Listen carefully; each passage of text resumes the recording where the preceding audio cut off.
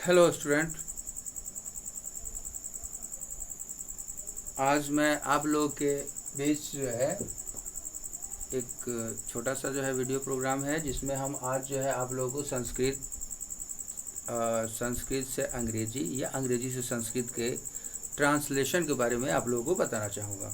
देखिए, संस्कृत जो है हमारे सनातन जो है भाषाओं में से एक है और उस संस्कृत का ही जो है अगर देखा जाए तो संस्कृत से ही सभी भाषाओं का प्रादुर्भाव हुआ है।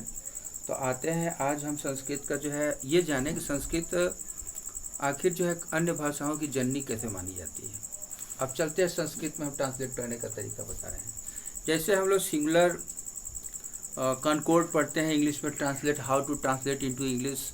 तो ट्रांसलेट करते समय हमें जो है कॉनकॉर्ड करने के लिए agreement with subject to verb, मतलब कि फाइनाइट वर्ब सब्जेक्ट के अनुसार जो है हमारा वर्ब का जो है नंबर और पर्सन होना चाहिए। यदि हमारा जो है सब्जेक्ट जो है सिंगुलर है और उसका पर्सन जो है अगर थर्ड पर्सन का है तो हमारा वर्ब भी जो है सिंगुलर और थर्ड पर्सन का होना चाहिए। जैसे हमने इंग्लिश में कहते हैं कि वह जाता है तो ही गोज कहते हैं। तो सिंपल सी बात है कि he is the third person and singular number, so according to he goes जो है हम वहाँ जोड़ देते हैं सह गच्छति। तो ऐसे ही हम वहाँ पर चलते हैं। जैसे हमने हाउ टू ट्रांसलेट संस्कृत की बात है तो प्रथम व्यक्ति कर्ता जो है अकरांत पुल्लिंगम में जो है बालः पठ गम क्रीड शिष्य सह अस्ति नरः भक्तः लिख चल, ऐसे चीज़ें हैं जिसका सेंस होता है। जैसे हमने कहता है बाल के लिए बालक के लिए चाइल्ड लिखते हैं, पट के लिए जो है रीड लिखते हैं, गम खेलना जो है अगर हम कहते हैं क्रीड के लिए तो गम चलना के लिए मूव करते हैं, क्रीड प्ले करते हैं, शिष्य प्यूपल। तो ऐसे हमारा जो है सारे इंग्लिश का वर्ड जो है संस्कृत के जो है उससे हम लोग ट्रांसलेट करके उसके बारे में जान सकते हैं ईजिली। अगर let us come to the know how to translate into English, तो फर्स्ट अगर हमने लिखा है यहाँ छात्रः लिखति, इसका सेंस होता है कि स्टूडेंट राइट्स। अभी हमने यहाँ पे एक फार्मूला यहाँ पे मैंने संस्कृत का दे डाला है जो एक सिंगुलर नंबर और थर्ड पर्सन में वर्ब भी सिंगुलर नंबर और थर्ड पर्सन की होनी चाहिए। तो जैसे ती तह अंति सी थ आमी आव आम, तो हम ती पर चलते हैं पहला।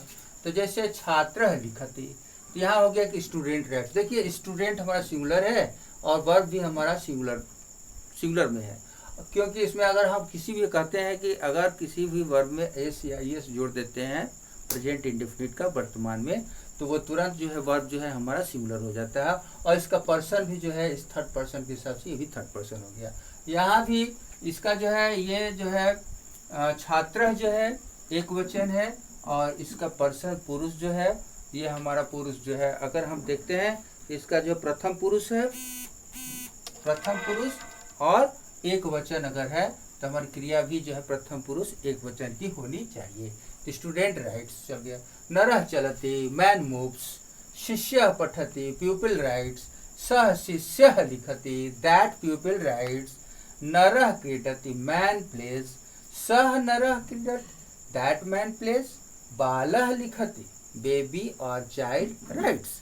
ऐसे हमारा जो है सिंपल सी बात है। अगर हम let us come to know that how to change Sanskrit to English, English to Sanskrit, तो संस्कृत जो है हमारा जो है बड़ी उच्च कोटि की जो है भाषाओं में से एक भाषा है। और ऐसे तो संस्कृत जो है लोग सोचते हैं कि संस्कृत जो है ऑड लैंग्वेज है, रूडी लैंग्वेज है, बहुत सारे लोग कहते हैं, लेकिन संस्कृत से ही विद्वता का जो है पहचान होती है। संस्कृत हमारी जो है विश्व की जो है अगर सभी भाषाओं की अगर देखा जाए तो सभी भाषाओं का प्रादुर्भाव हमारे संस्कृत से ही हुआ है। तो इस तरह से हम संस्कृत की बात करते हैं।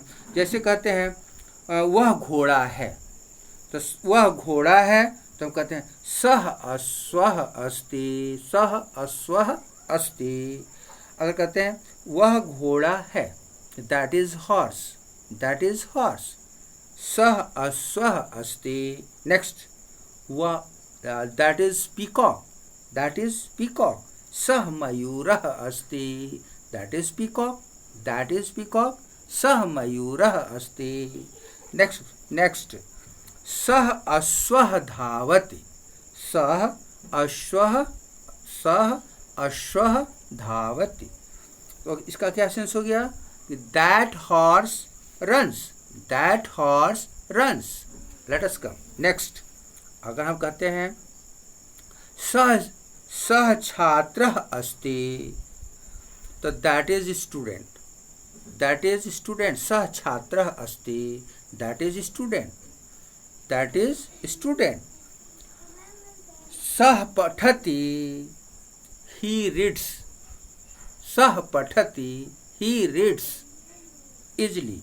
नेक्स्ट, सः मृगः अस्ति, सः मृगः अस्ति, that is deer, that is deer. सः धावति, सः धावति, ही रन्स, ही रन्स, सः धावति। सः मयूरः अस्ति, दैट इज पीकॉक। सः खादति, सः खादति, ही इट्स। सः सिंहः अस्ति, सः सिंहः अस्ति, दैट इज लायन। सः धावति, ही रन्स। सः बालः अस्ति, that is baby, that is child, that is baby, that is child. सः बालः अस्ति।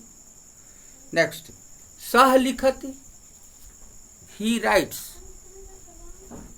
सिंपल सी बात है कि हमारा जो है ये पहला हमारा जो है स्टार्टिंग है। Today is the first day of the today is the first day of this chapter, how to translate into Sanskrit to English और English to Sanskrit. So first chapter is the प्रथमा विभक्ति कर्ता अक्रांत पुल्लिंगम, प्रथमा विभक्ति कर्ता अक्रांत पुल्लिंगम। आज जो है हमारा पहला चैप्टर था, इस पर जो है आप लोग विशेष ध्यान देंगे। देखिए संस्कृत जो है हमारी हमारा जो है एक कहा जाए तो देववाणी है, देवभाषा है। हमारे जो है वेद शास्त्रों का जो है जो बेसिक अगर लैंग्वेज देखा जाए तो संस्कृत है। तो if you know that, if you know the Sanskrit, easily you can read the Vedas, easily you can read the Upanishads and all the Vedic books. But if you don't know Sanskrit, you cannot read the Vedas, because Vedas are the very sacred and very holy books of the Hindus.